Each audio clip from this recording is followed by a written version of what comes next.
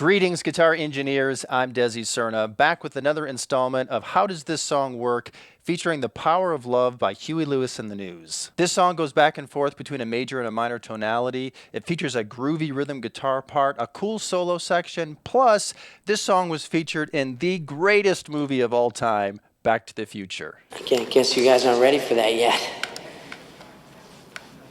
But your kids are gonna love it. Now, I'm not going to teach you this song note for note. Instead, what I want to do is give you a general overview of the song so you understand its structure and the music theory, including the key, the chords, the progression, and the scales in use. If you're interested in a complete transcription of this song, you can find it in the paid version of ultimateguitar.com.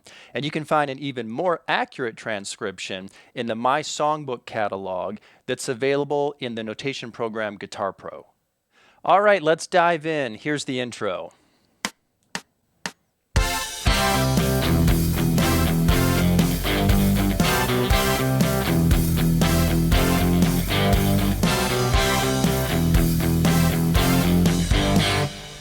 All right, so I'm playing a Bluesman Vintage Guitars Sedan. It's a Stratocaster style guitar.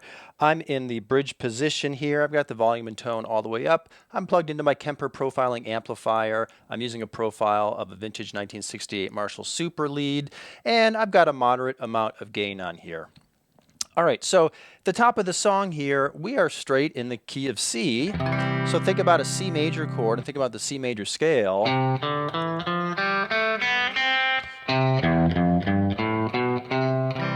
And you're kind of moving through that scale here with C, E, F, G, B, and then you repeat. C, E, F, G, B, C. I'm playing a power chord for C. And then for the E, I'm playing the open E, and then I'm playing the C with it. And this is actually a first inversion of the C chord. So you're actually still on the C chord here. So this is a root and fifth for C. And then this would be the third and the root for C. We would call that C over E. Then when you go to F, you play an F power chord. You play a G power chord for the G. Then you play a first inversion of the G chord. That would be B in the bass now. And grab the G up top here. So that is G over B. And then you repeat. So it's...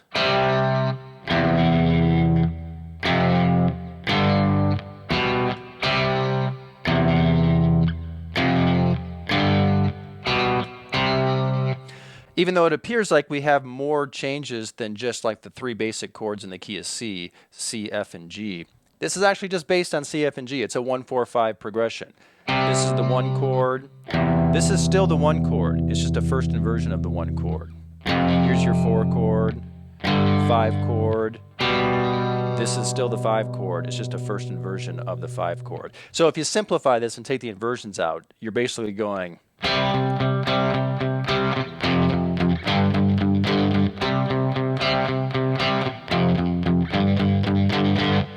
But with a little creativity here and making use of some of the other chord tones in the chords and building out these inversions, you actually create more movement.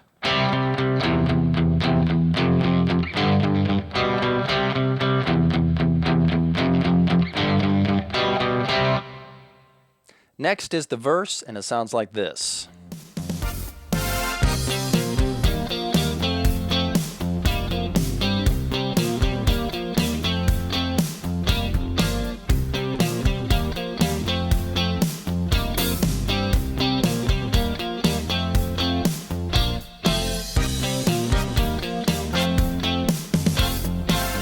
All right, so I have switched to position 4 on my Strat here. I'm using the neck and the middle pickups. I've also switched to a clean sound, and I've added some chorus effect here.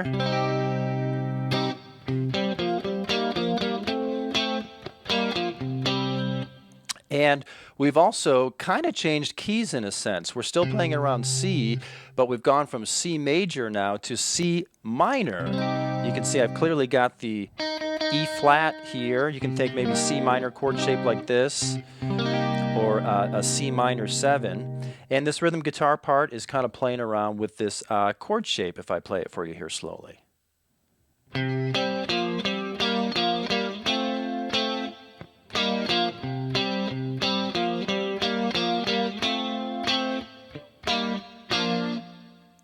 So this is interesting that we've gone from a major tonality to a minor tonality, and this is what music theorists would call modal interchange or modal mixture.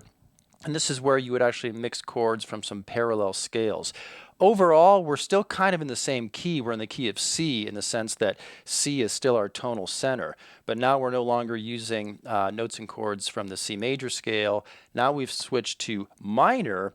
And we've switched to actually a type of minor mode here, because if you look at the key signature for some transcriptions, you'll see that it has the B flat major scale listed as like the relative major there. And the reason why is because if we take a look at the notes we're playing here, right here, we take like that C minor 7 shape up a whole step. And if you follow the bass, what the bass player is doing, bass player goes to an E flat there. So you're kind of hearing E flat in that C minor 7 shape for a moment there, and then when you go up a whole step, the bass goes up to F. I'm talking about the bass player, the guitar doesn't do this. And so you're basically hearing like C minor 7, E flat to F overall is what you're hearing in the music.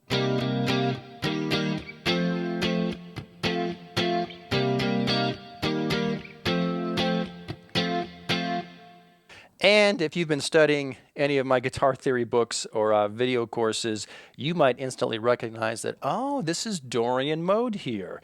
So when you go from a minor 1 chord to a major 4 chord, that is a distinguishing characteristic of Dorian mode. You might think of it like this.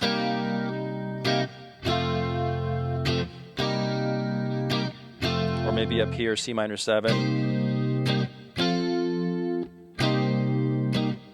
Got that major 4 chord. There's the major 3rd in your 4 chord, which ends up being a major 6th if you're playing a scale. There's the major 6th, that's part of Dorian mode, and it's the major 3rd of the 4 chord. In this case, 4 chord is F. I'm counting C as 1 since that's our tonic pitch at this point. So you can also see that this rhythm guitar part is kind of making use of some 4th intervals here with the way you lift your fingers on and off with the like that. I'm also making use of some palm muting at this point, so I'm trying to mute these strings so they're not completely ringing out completely.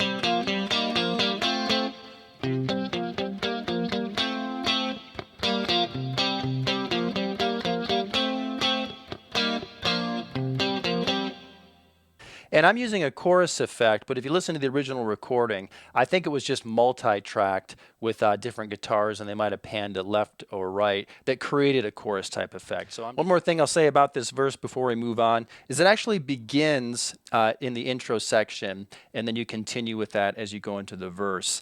And it's kind of the same basic idea repeated. However, it ends differently each time. So if you're going to learn this song to play in a band, you want to listen carefully to the recording and notice when it ends like this.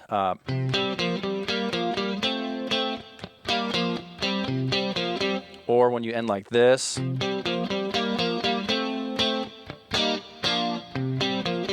Or sometimes you play B flat to F.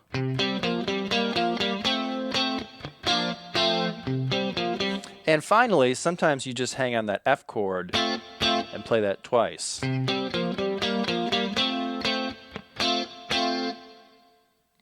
Next is the chorus, and it's played just like the intro, although you come out of it differently.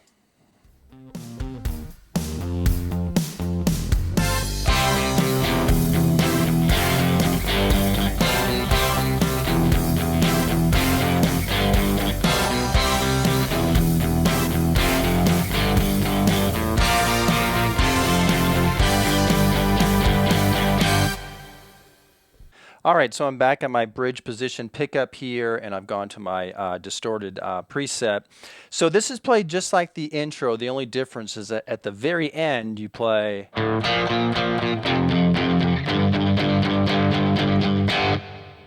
So I just played B flat, and I played the open A kind of leading into it. B flat power chord, F power chord, G break on that. So this is just like the intro, so we're back to C major. So C, E, F, G, B natural. But then at the end, oh, we've got B flat. So where does that B flat come into play? Because the C scale doesn't have a B flat. It's got the B natural. But we played a B flat here. Well, this is more of the composition technique called modal interchange or modal mixture or borrowed chords. You could say it's a borrowed chord. When you are playing in a major key, the two most common modes would be Ionian mode. That's the plain major scale. But the next most common major mode would be Mixolydian mode that's based on the fifth, and that gives you a flat seventh. That would be like if you were playing out of the F scale, but you were focusing on its fifth degree C, using that as your tonic and counting that as 1. Then you get a B flat, and that would be C Mixolydian mode. Those are the two most common major modes or major sounds, and they're often used interchangeably. So when musicians are in a major key, they realize, well, I could use the major seventh like Ionian mode, or I could go with the flat seventh as if I were in Mixolydian mode. So it's just very common in music, and that's what's happening here. We had the B natural,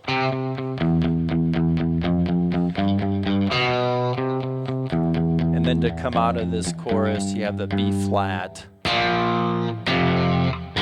You'd call that flat 7, F is 4, G is 5.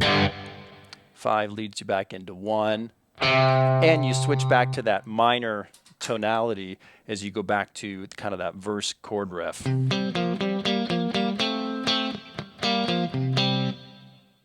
Next is the bridge, and it sounds like this.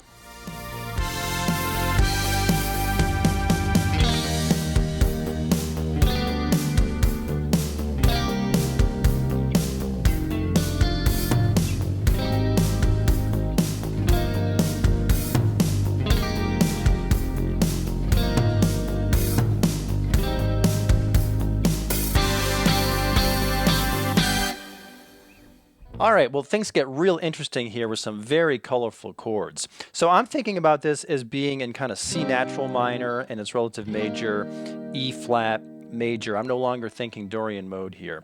So I begin with an E flat chord in C form from the Cage system. Then I go to a G chord with its fifth D in the bass position. Then a C minor 7. So that's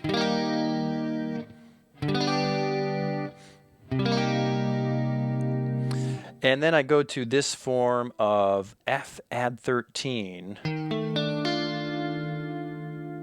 like that.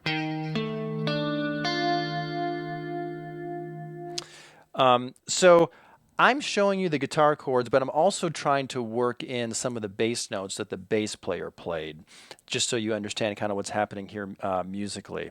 On that G chord, I don't know that the guitar player necessarily put the D in the bass position, but since the bass player is doing that, I thought I would point that out to you, and you could play it that way if you want. And when you go to this kind of F add 13, I'm calling it that because we actually don't even have the root F in here. The bass player is playing it.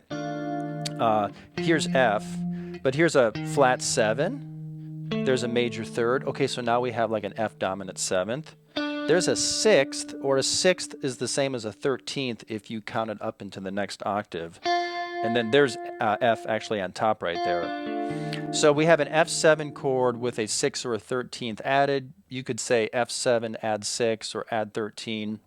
Usually when a 6 is added to a dominant 7th chord, the convention is call it a 13th. Now I wouldn't call this F13 because technically in music, an F13 is supposed to have the flat 7th, the 9th, and the 13th as well. Well, we don't have the 9th in there. But you know what? We guitar players often have to leave notes out of some of these bigger chord voicings anyway, so you could get away with just calling this F13 because it's definitely part of that larger chord. And then from here we have A major 7. we have this chord, which I initially thought was maybe just a E flat / G, like that. But upon more closer examination, I realized it's actually this. The bass player is playing G, and then I think the guitarist is actually just playing these notes, and possibly that C in there as well. Then you've got a G that would be an octave lower than this that the bass player is playing. So if you want to put it together and try to recreate that sound, you could just bar all the way across here. But it gets a little muddy there with that G and C right next to each other, so I like to leave that out and just play. And I grab that with my thumb. You might do it like this. That's the sound there. So you could think of that as some form of E flat major / G, or some form of C minor / G. And we've got a, if you're thinking of it as a C chord, oh, well, we got a fourth in there as well. Fourth would be an 11th in the next octave. So you might see someone call this like C minor 7 add 11 / G, or something like that. So with these types of chords here, as we start adding more notes, you can look at them from different angles and name them differently. And on the guitar, since we're not including all of the chord tones that would typically be part of these larger chords, like if you're following the traditional convention, it gets even a little trickier to name the chords. So I honestly don't worry about it too much. I have the general understanding of what's happening here. I know I'm going from A flat major 7, dropping that A flat to G with this. And then from here, we have my favorite chord, the most colorful chord, and it's this. And actually, it's more than that because the bass player is playing an F. And in order to get a low F in here, I'm going to put a capo at my guitar. There it is, at the first fret. On my guitar at the first fret. There's this chord. Isn't that a gorgeous thing right there? So this is basically a type of F minor 7. In fact, when I first learned this song by ear, just playing along with the recording, I basically went, and I went to like a F minor 7 because that fit, and I could tell that that was kind of the general chord quality and type here. But after some closer examination, I realized there's more chord tones than that in there. And so let's take a look at what we have here. Now the bass player is playing an F, so that establishes our root F, and then C would be the 5th. Okay, and then we've got A flat here, that is a minor 3rd. Next we have a B flat, that would be a 4th or an 11th, depending on which octave you count it in. Second string, we have an E flat, that would be a flat 7th. And then finally on top, we have a G, and that would be a 9th. Okay, so we have basically an F minor 7 chord, but we also have a 9th in there, and then we have a 4th, or we could call that an 11th. So we actually have enough notes in here, assuming that we count the bass note that I'm not actually playing. We have enough notes in here that we can actually call this a complete and full F minor 11 chord. All right, so I'm going to back up from the beginning of that bridge.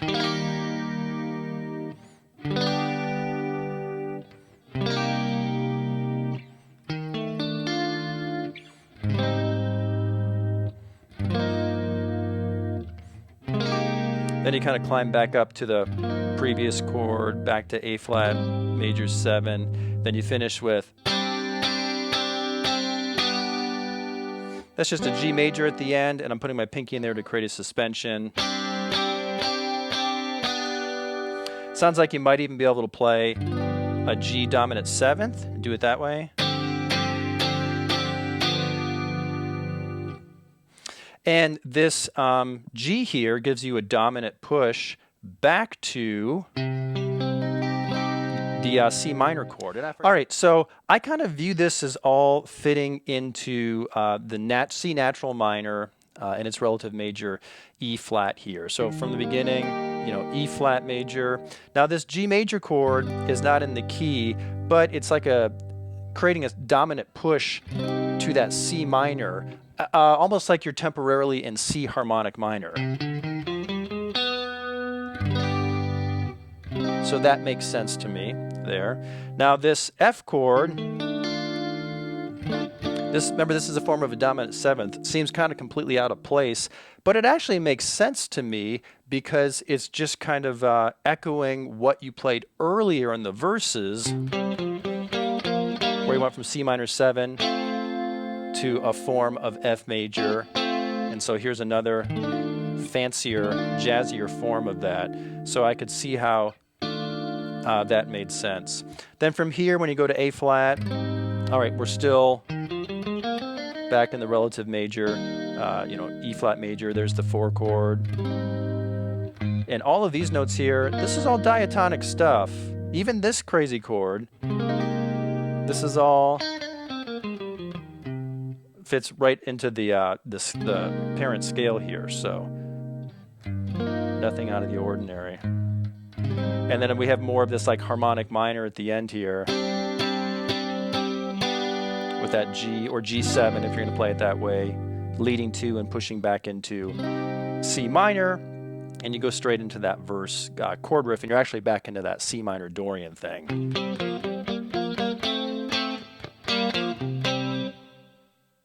All right, next we have the guitar solo section. Now, I have not worked out this guitar solo, but I did listen to it, and I have kind of the general idea of what's happening here. I'll give you an example.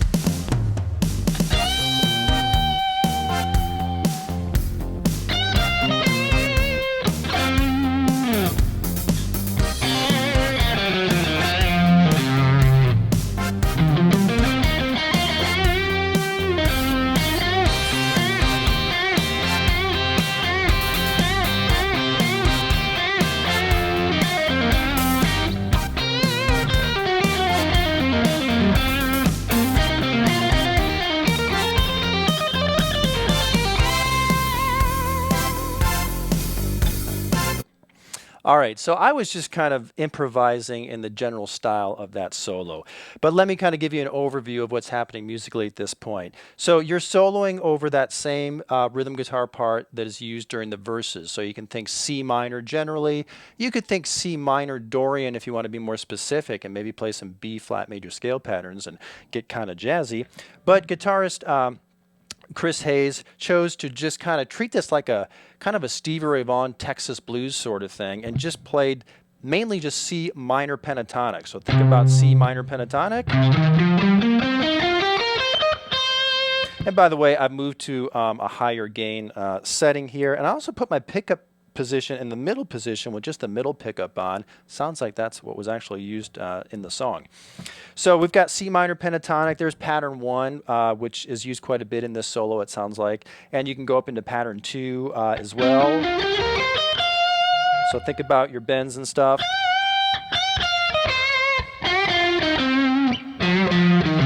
I come down here in pattern 5, or you can play C minor pentatonic in any position. I used a little bit of this position down here, and this position.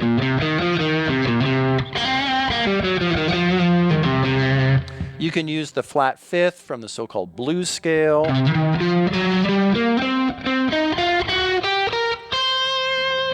And there's even a part in the solo there where you hear this sort of thing,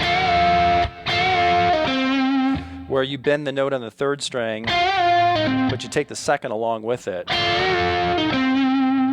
And technically this note isn't in the pentatonic, but this is kind of a common guitar thing that people do when they're in when they're oriented in a minor pentatonic key like this.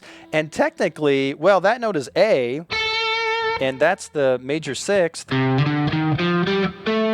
From the C Dorian mode, it's the major 3rd for that F chord. So you could think of it that way, but I doubt that Chris Hayes was thinking Dorian mode there. I think he was just using this common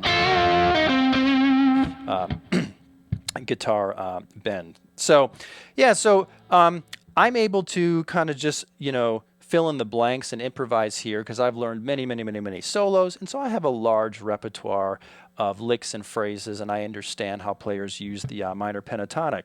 So I was able to kind of listen to this song and get some general ideas. He started with this bend up here, you know, where you bend F to G.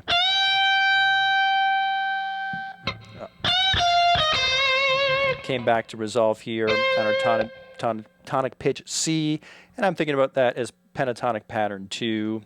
And then he comes down to the root here. Then he plays some of the blues scale. And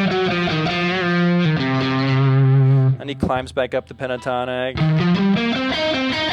I'm not sure how he finishes, but I kind of got the general idea, and I thought, whatever, I'll just kind of improvise from there. And I heard some of this kind of, you know, Chuck Berry.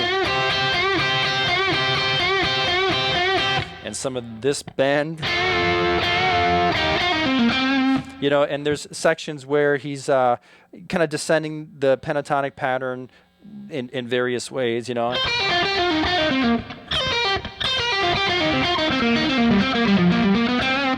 That's not exactly how I did it, but I just heard that type of movement, so I thought, I know how to do that general type of movement. I'm not going to work this out note for note. And I probably added some of my own things in there as well. And then I decided that I wanted to end this by kind of climbing up the scale, and I wanted to end on the high C sharp note. So I did something like I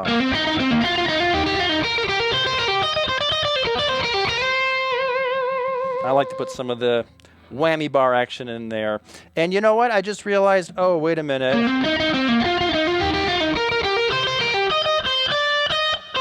I put a second in there.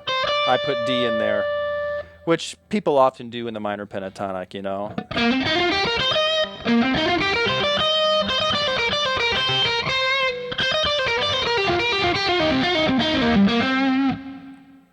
And you know what? Actually, the more I think about it, I think I stole this ending idea here from Slash. I think he does something similar in Sweet Child of Mine, which is a solo that I learned, where he climbs up the pentatonic in a different key, but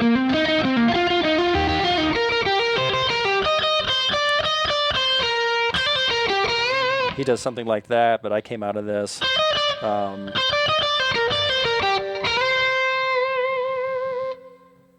At any rate, you don't really have to be an expert at soloing to still play something that sounds good and have fun. You can just put on this track. By the way, I downloaded this track from a website called karaoke-version.com. You can find this track there. Put the solo section on. Just jam C minor pentatonic or some version of it with the blues scale, or maybe that major sixth in there.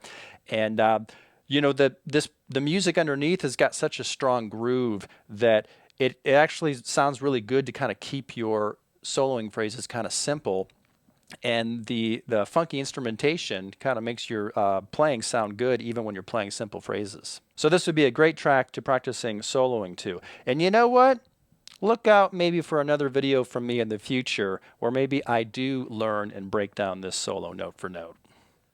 All right, well, that's my overview of the song The Power of Love by Huey Lewis and the News. If you found this video helpful, click like and leave me some positive feedback. If you have any questions, post in the comments below and I'll reply. Maybe this song is just the sort of thing you should be working on right now, or maybe your guitar playing needs attention in other areas. If you need help determining what you should specifically be working on right now in order to move forward with your playing and reach your music goals, go to my website, guitarmusictheory.com.